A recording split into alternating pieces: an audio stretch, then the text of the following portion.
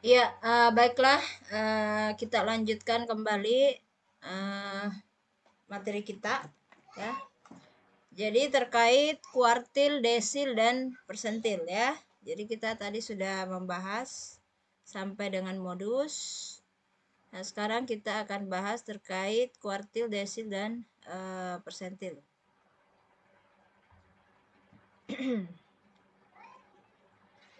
Jadi nilai penyekat, ya, atau pembagi atau partition value ini adalah ukuran pusat data yang digunakan membagi sekelompok data menjadi beberapa bagian sama besarnya. Nah, itu. Jadi nilai penyekat ini terbagi menjadi tiga, ya. Ada yang disebut dengan kuartil, kemudian ada yang disebut dengan desil, dan ada yang disebut dengan persentil. Nah, kita akan bahas satu-satu bagaimana yang dimaksud dengan kuartil, desil, dan persentil sebagai nilai penyekat sekelompok data, ya.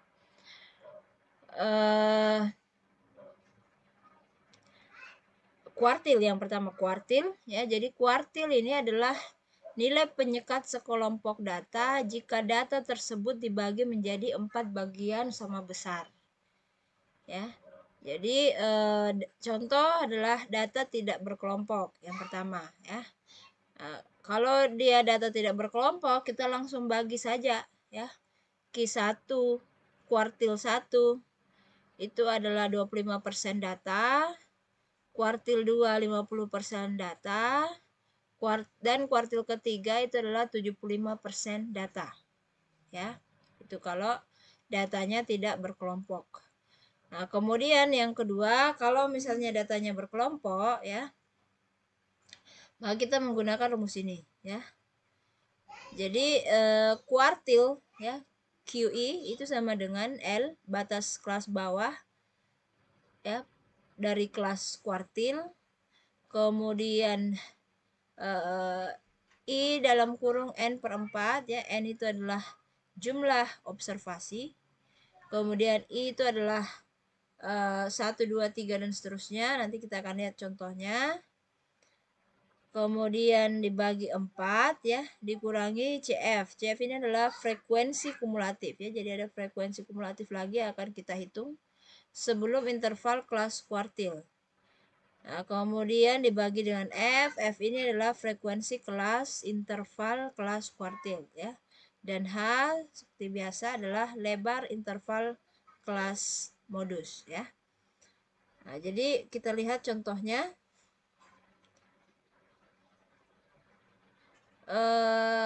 Sebentar akan kita lihat contohnya, ya. Ada di bawah sini contohnya. Kita bahas langsung dulu desil, ya. Jadi sebentar contohnya itu kita langsung hitung kuartil, kemudian kita hitung desil, dan kita hitung persentil dari satu contoh yang sama. Supaya kita bisa lihat juga bagaimana masing-masing diterapkan, ya. Yang kedua adalah desil, ya. Desil ini adalah nilai penyekat data yang dibagi menjadi 10 sama besar, ya. Jadi kalau tadi kuartil, ya, dibagi menjadi 4 bagian sama besar, maka kalau desil dibagi menjadi 10 sama besar, ya. Makanya kalau di kuartil rumusnya pada data berkelompok ini N-nya dibagi 4, ya. Karena dibagi 4 sama besar. Sedangkan kalau di desil rumusnya N-nya dibagi 10, ya. Karena dibagi menjadi 10 sama besar. Rumusnya adalah DI desil, ya. L itu sama batas kelas paling bawah dari kelas desil. Kemudian I itu adalah 1, 2, 3 dan seterusnya. Sebentar kita lihat bagaimana yang dimaksud dengan I, ya. Kemudian N jumlah observasi seperti biasa. CF ini adalah frekuensi kumulatif, ya. Sebelum interval kelas desil. F adalah kelas interval kelas desil seperti biasa. Dan H adalah lebar interval kelas modus, ya. Nah, itu. Jadi rumusnya untuk desil adalah ini. Kemudian untuk persentil, ya, yang ketiga. Ini adalah penyekat data yang dibagi menjadi 100 sama besar, ya. Makanya di rumusnya N-nya ini dibagi dengan 100, ya. Yang lain kurang lebih sama. PI adalah persentil, L itu batas bawah kelas paling bawah kelas persentil. Kemudian I 1, 2, 3 dan seterusnya. N jumlah observasi, CF sama ya, frekuensi kumulatif juga. Kemudian F frekuensi, kelas interval, kelas persentil, dan H adalah lebar interval kelas ya. Ini adalah rumus untuk persentil. Nah, sekarang kita lihat contohnya dengan satu contoh ini, karena rata-rata rumusnya serupa ya, yang membedakan hanya pembaginya saja. Sebagian besar semuanya juga pakai frekuensi kumulatif, mulai dari kuartil, desil, dan persentil pakai frekuensi kumulatif ya. Nah, nanti penerapan rumusnya yang berbeda. Oke, ini adalah contohnya ya. Hitunglah kuartil kedua ya, Q2, kemudian desil ke-9 ya, DI9 ya, DI atau D saja boleh, DI9. Nah, kemudian dan 30 persentil berarti PI 30 ya, atau P30 sama saja. Waktu penerbangan dari Jakarta ke Yogyakarta. Nah, tadi ada ini I 1, 2, 3 dan seterusnya. I-nya itu berarti di sini kuartilnya I-nya 2. Desil I-nya berarti 9. Persentil I-nya berarti 30 ya, itu yang dimaksud dengan I ya. Oke, jadi kita akan hitung Q2, D9 dan P30 dari data penerbangan, waktu penerbangan Jakarta Jogja yang ini ya. Jadi waktu tempuh 55 sampai 59 menit itu ada 15 flight. 60 sampai 64 ada 25 flight dan seterusnya. Total jumlah observasi yang kita lakukan dalam hal ini jumlah flight yang kita observasi itu adalah 100 flight ya. Nah, kemudian frekuensi kumulatif ya 15 tambah 25 40. 15 ditambah 40 tambah 35 75, 75 tambah 15 90, 90 tambah 10 100 ya. Ini adalah frekuensi kumulatif ya. Ini tidak usah ada kata-kata kurang dari ya. Frekuensi kumulatif saja. Oke. Nah, sekarang kita lihat ya. Untuk yang pertama adalah kuartil kedua atau Q2. Pada observasi yang ke-50 ya. Karena Q2 ya, kuartil kedua itu adalah 50% data ya. 50% data ya, berarti 50 ya. 50% data dari 100 ya. Berarti observasi ke-50 ya. Itu. Ataukah dari mana dapat 50 ya? Dari kuartil kedua ya. Kan namanya dibagi mana tadi? Kuartil itu adalah dibagi menjadi 4 bagian sama besar ya. Nah, berarti kuartil kedua ini 2 dibagi dengan 4 karena kuartil itu dibagi 4 sama besar dikali dengan 100 ya. Jumlah totalnya ya, yaitu 100. Berarti 2 dibagi 4 dikali 100 dapat 50 ya. Nah, karena 2/4 ya 50. Nah, jadi kuartil kedua pada observasi ke-50 ya. Nah, observasi ke-50 berarti dia ada di sekitar di sini.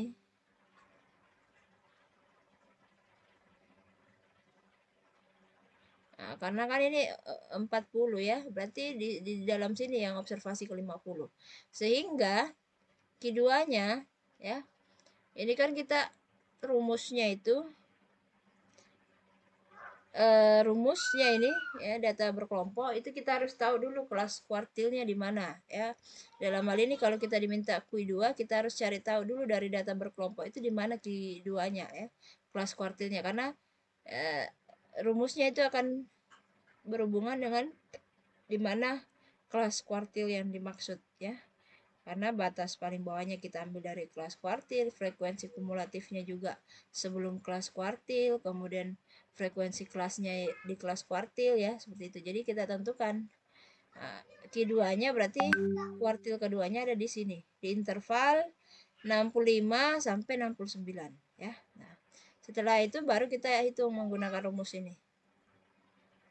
Kuartil QI sama dengan L ditambah I dalam kurung N per 4 dikurangi CF dibagi F dikali dengan H ya. Ini. Oke. L-nya batas bawah 65 ya. Di kelas kuartil. Kedua. I-nya 2 ya. 2. Kemudian dalam kurung jumlah observasi 100 flight. 100 dibagi 4 dikurangi CF itu adalah frekuensi kumulatif sebelum interval kuartil. Berarti ini 40 ya. Nah, kita isi 40 di sini dibagi dengan frekuensi pada kelas kuartil yaitu 35 ya. Ini 35 dikali dengan lebar interval kelas ya. Yaitu dalam hal ini 5. Nah, maka kita lakukan perhitungan, kita dapat begini. Maka kita dapat jumlahnya itu adalah kuartil kedua itu adalah 65,2857 ya. Itu jadi nilai penyekat ya sekelompok data kuartil keduanya, nilai penyekatnya itu adalah 65,28 ya, seperti itu. Nah, kemudian desil ya, yang diminta adalah desil ke-9 ya. Nah, berarti desil ke-9 ya, 9 dibagi 10 ya, karena desil itu dibagi dengan 10 ya. Nah, berarti desil yang ke-9, 9 dibagi 10 dikali 100 dapat 90 ya. Jadi desil ke-9-nya itu berada pada observasi ke-90 ya. Observasi ke-90 berarti di sini ya. Di rentang ini.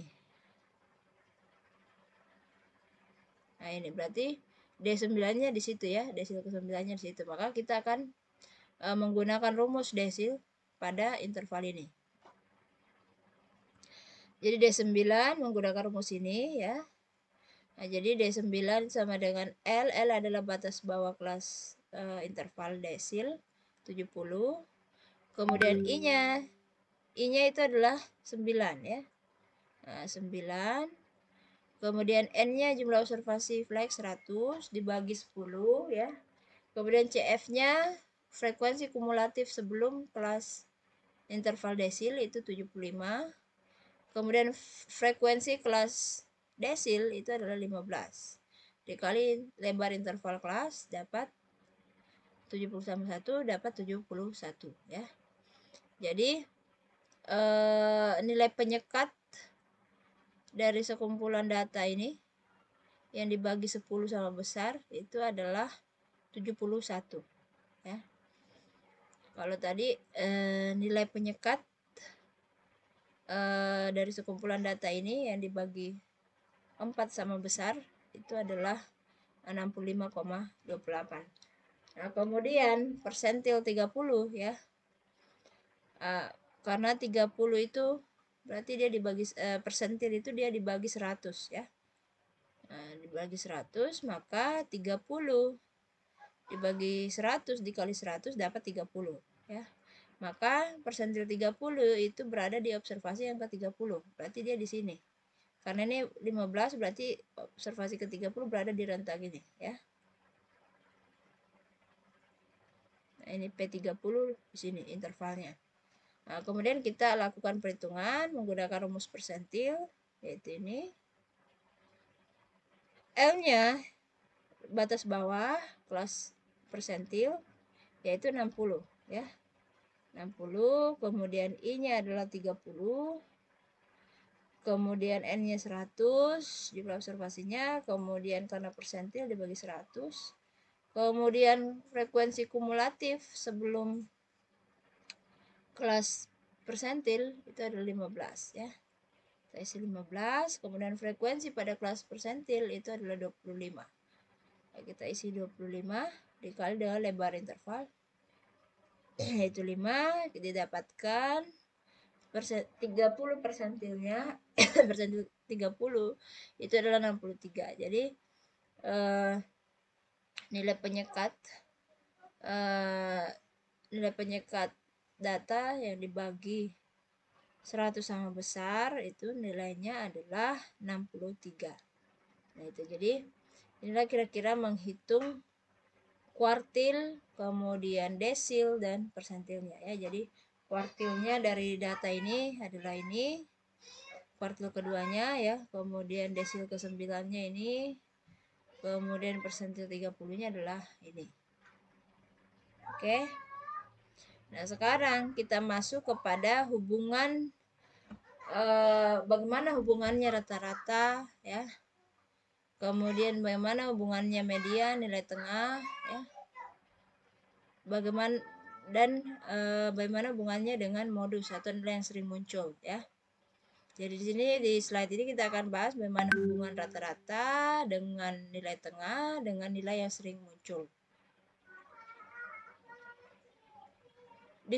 Kalau dia distribusinya simetris ya, kayak begini. Ya, seperti di gambar grafik yang A ini, dia simetris sama besar kiri kanan. Maka median nilai tengah itu sama dengan modus, sama dengan rata-rata ya. Kalau mau ditahu ya, rata-rata dikurangi modus, min itu kan rata-rata ya. Jadi ini min. Rata-rata juga bisa disebut min ya. Min dikurangi modus itu sama dengan 3 kali rata-rata dikurangi median. Atau modus itu sama dengan 3 median dikurangi 2 rata-rata ya. Atau kalau dilihat grafiknya simetris seperti ini, maka median itu sama dengan modus sama dengan rata-rata. Kalau misalnya distribusi menceng ke kanan ya, atau condong positif atau positively skew ya, grafiknya itu yang ini ya. Ini rata-rata lebih dari median lebih dari modus ya. Berarti menceng ke kanan grafiknya ini ya, tapi kok ini modus lebih dari median lebih dari rata-rata kalau kita lihat grafiknya. Nah, ini berarti ada yang terbalik ini pembahasannya ya. Nah, jadi kalau menceng ke kanan menceng ke kiri ya,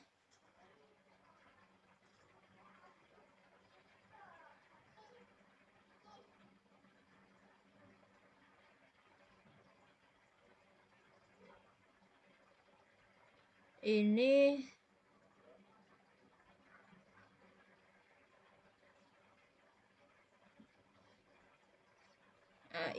ini menceng ke kiri ya. Ini sudah betul ya. Distribusi menceng ke kiri.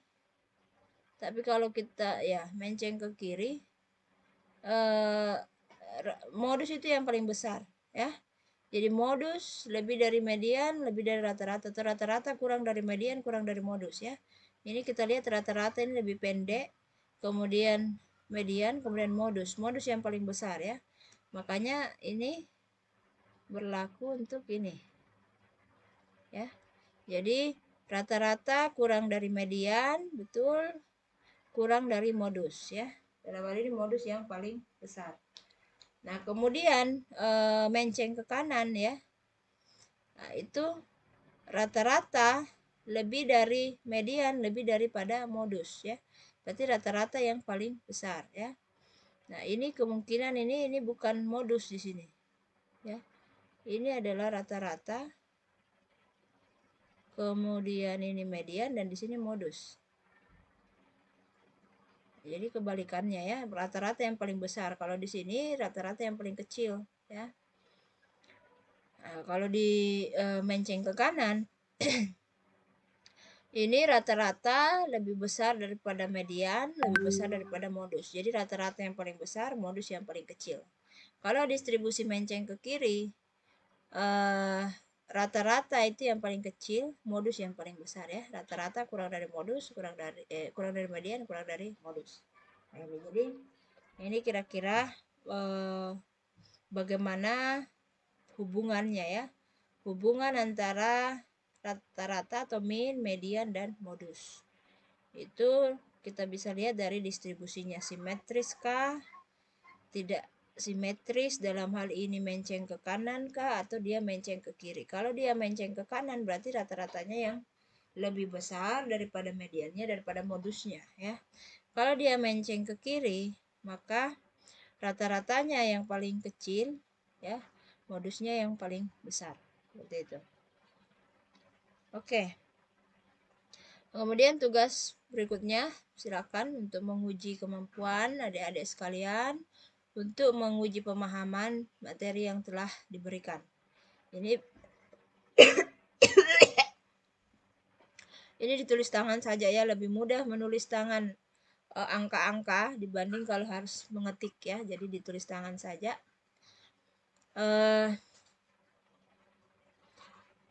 Kalau yang mengerjakan ya, boleh di scan kemudian dikumpulkan ke ketua kelas ya.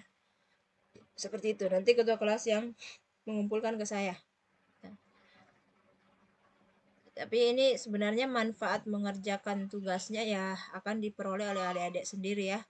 Kalau mengerjakan bisa lebih terbiasa dan lebih memahami materi yang telah diberikan ya. Jadi ada sekumpulan data ya. Jadi ini ada data berkelompok, intervalnya dan frekuensinya ya. Diminta hitung rata-ratanya, kemudian hitung rata-rata pengeluarannya ya. Data berkelompok ini, kemudian hitung median dan modus rata-rata ya, pengeluarannya, kemudian hitung kuartil, desil, dan persentil. Kalau dia stambuknya ganjil, hitung kuartil 3, desil 5, desil 7, persentil 30, dan persentil 70. Stambuk genap, hitung kuartil 2, kuartil 4, desil 4, desil 8, persentil 40, dan persentil 80 ya. Oke, ini sudah kita bahas semua sebelumnya. Mudah-mudahan bisa dikerjakan. Baiklah, saya akhiri video kali ini untuk pertemuan yang ketiga. Assalamualaikum warahmatullahi wabarakatuh.